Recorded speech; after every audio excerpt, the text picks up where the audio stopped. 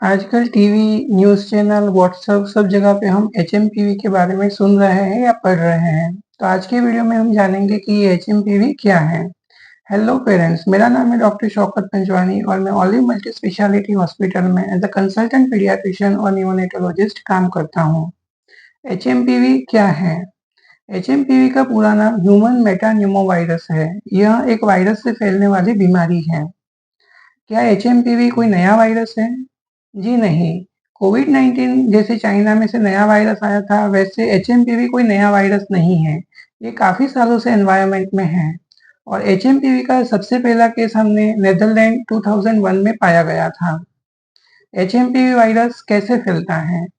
HMPV virus कोविड-19 से मिलता-जुलता virus है क्योंकि यह भी एक आरएनए वायरस है, तो यह भी कोविड-19 के जैसे ही फैलता है। यानी कि जिस व्यक्ति को एचएमपीवी वायरस है, उसका इन्फेक्शन हुआ है और वह व्यक्ति के छींक और कफ के ड्रॉपलेट से यह वायरस फैलता है। साथ ही कॉन्टैक्ट से भी यह वायरस फैलता है। तो सरफेस कॉन्टैक्ट और रेस्पिरेटरी ड्रॉपलेट यह 2 मीन्स है जिसके द्वारा एचएमपीवी वायरस फैलता है।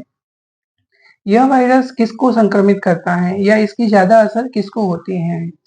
एचएमपीवी वायरस ज़्यादातर 5 साल के नीचे के बच्चों में पाया जाता है, लेकिन इसमें भी 1 साल से नीचे की उम्र के बच्चों को यह ज़्यादा प्रभावित करता है।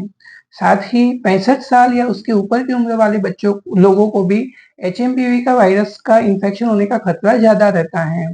जिन बच्चों को कोई लंबा बीमारी है, जैसे कि कोई क्रॉनिक किडनी डिजीज़ है, क्रॉनिक हार्ट डिजीज़ है, जिन लोगों को कैंसर है, जिन लोगों की इम्यूनिटी कम है और जिन लोगों को कोई जेनेटिक बीमारी है, इन लोगों को एचएमपीवी ज़्यादा संक्रमित करता है।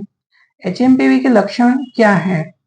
एचएमपीवी एक वायरल इन्फेक्शन है, तो एचएमपीवी के लक्षण भी बाकी सारे वायरल फ्लू जैसे ही होते हैं, जैसे कि सर्दी खांसी होना, बुखार आना, शरीर में बदन दर्द होना, कभी-कभी शरीर के ऊपर, स्किन के ऊपर दाने निकलना, यह सारे कॉमन लक्षण हैं। यदि यह वायरस ज़्यादा प्रभावित करता है तो इसकी वजह से सांस लेने में दिक्कत हो सकती है, निमोनिया हो सकता है और कभी-कभी ऑक्सीजन या वेंटिलेटर की भी ज़रूरत पड़ सकती है। एचएमपीवी से कैसे बचा जा सकता है?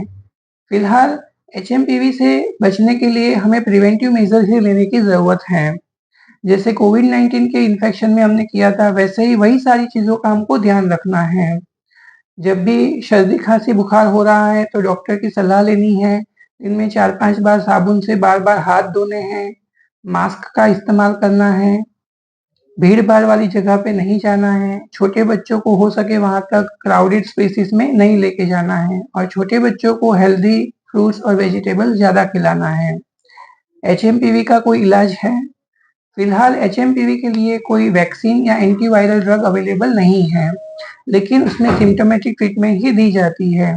यानी कि पेशेंट को बुखार है तो बुखार की दवाई दी जाती है, हाइड्रेशन का ख्याल रखा जाता है, पानी खूब ज़्यादा पीना है और यह एक सेल्फ लिमिटिंग इलनेस होने की वजह से 5 से 7 दिन में यह बीमारी धीरे-धीरे अपने आप ठीक हो जाती है।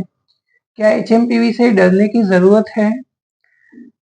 एचएमपीवी कोविड-19 जैसा जड़ से फैलने वाला वायरस नहीं है। साथ ही यह वायरस काफ़ी टाइम से हमारे बीच में है, तो उसके बारे में काफ़ी सारी जानकारी हमें है और यह एक सेल्फ लिमिटिंग इलनेस है। भारत में जितने भी एचएमपीवी के केसेस पाए गए हैं, वह सारे स्टेबल है या उन्हें हॉस्पिटल में से डिस्चार्ज दे दिया गया है।